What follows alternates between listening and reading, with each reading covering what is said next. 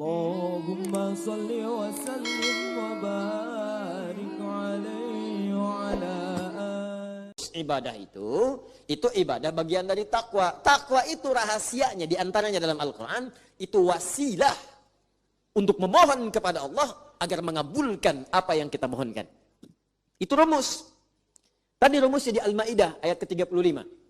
Ya ayyuhalladzina amanu, hai orang-orang telah beriman kepada Allah, ittaqullah, coba kamu tingkatin tuh takwanya. Deketin Allahnya. Anda pengen harta, yang punya harta itu Allah. Karena itu disebut Ar-Razzaq. Kenapa Anda nggak dekati Allah yang punya harta itu? Anda pengen ilmu, yang punya ilmu Allah Al-Alim. Kenapa nggak Anda dekati Allahnya yang punya ilmu? Kan rumusnya begitu. Orang yang punya, kita dekati supaya dapat bagian dari apa yang ia punya. Allah punya segalanya, dekati pemiliknya. Supaya ia membuka kepada Anda segala pintu kemudahan dia. Bagaimana jalan mendekat kepada Allah? Ittaqullah, tingkatkan takwa ibadah. Makanya orang dulu itu banyak yang ibadah, pasca ibadah dia memohon kepada Allah. Bahkan saat sedang ibadah minta. Itu Nabi Zakaria kan punya anak Yahya, minta dalam ibadah. Belum selesai ibadah udah dikabul. Quran surah ke berapa? 3. Ayat ke 38. Minta keturunan dalam sholat, Anda bayangkan. Ya, hunalika da'a Zakaria rabbah. Di mihrab itu Nabi Zakaria bermohon kepada Allah Rabbnya. Qala rabbi habli min ladunka dzurriyyatan thayyibah. Innaka sami'ud du'a. Ya Allah, mereka berkata aku enggak mungkin punya keturunan karena mereka melihat istriku punya keterbatasan. Secara klinis dia sudah menopause, secara medis dia divonis mandul. Kata manusia yang enggak mungkin. Tapi hamba percaya engkau pemberi yang tak punya batas. Sifat Allah namanya Wahhab, pemberi tanpa batas. Minta dengan amr lit talab, memohon. Habli, mohon ya Allah, anugerahkan kepadaku dari sifatmu yang tak punya batas. Dzurriyyatan thayyibah, min ladunka, dari sisimu saja. Saya percaya kepadamu, orang lain sudah enggak saya dengar ya Allah. Itu rumus dari Quran. Kalau ada orang menghukumi Anda dengan sesuatu terbatas, ini udah nggak bisa Pak. Ini nggak mungkin Pak. Ini mustahil Bu.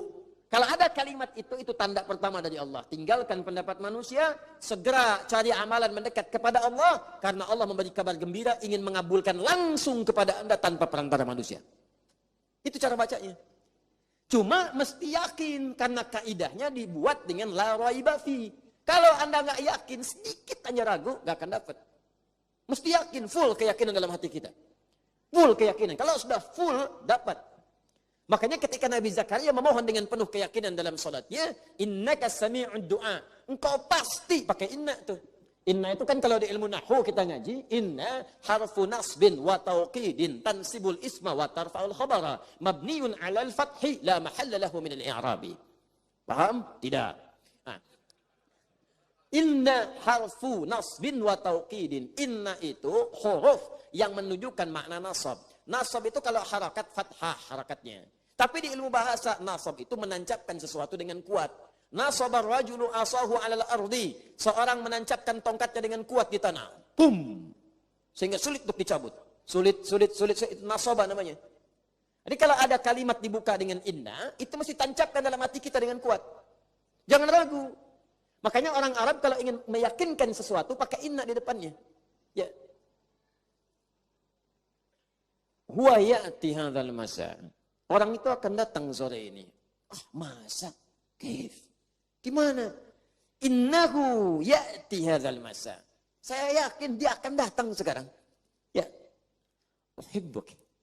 Aku mencintaimu sayang. Gombal. Inni uhibbuk ya inna. Sungguh Inna, aku mencintaimu. Namanya Inna misalnya. Ya. Inna, ini, sungguh aku. Inni uhibbuk ya ummi. Saya mencintaimu ibu. Inni uhibbuk ya abi. Aku mencintaimu ayah. Fa'idha ihfadal Quran. Kalau engkau cinta denganku ya anakku, hafalkan Quran. Supaya engkau berikan mahkota padaku di hari kiamat. La ahtaju bi Ferrarika. Wala bi Lamborghinika. Wala bi Lamborghituka. Wa innani asyakku hubban wa ashtaqu mahabbatan lil husuli tajil Quran. Sungguh aku enggak butuh dengan Ferrarimu.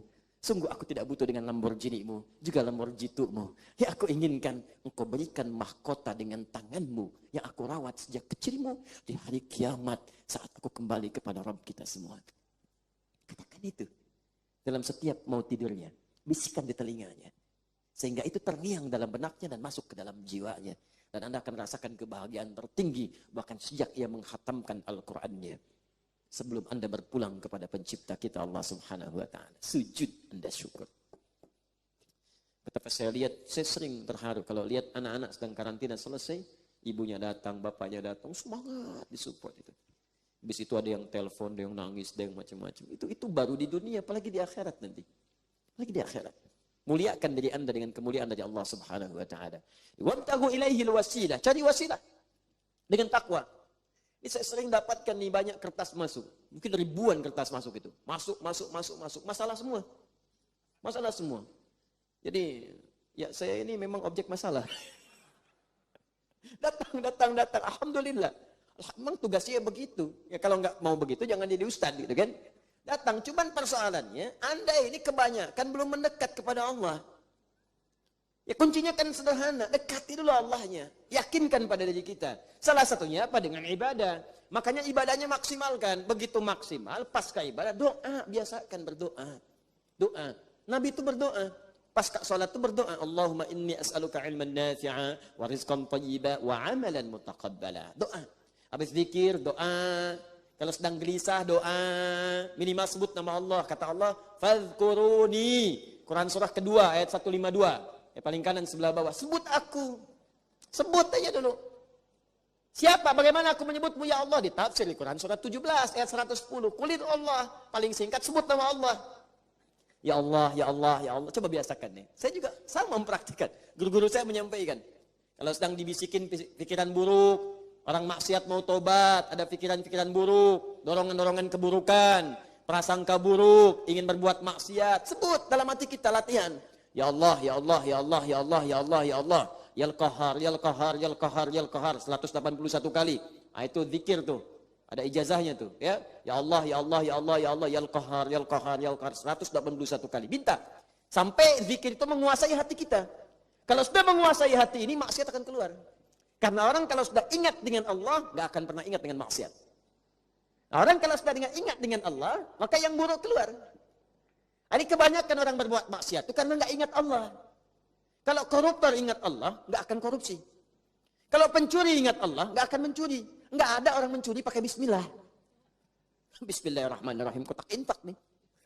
Supaya sah di masjid itu kan, gak bisa.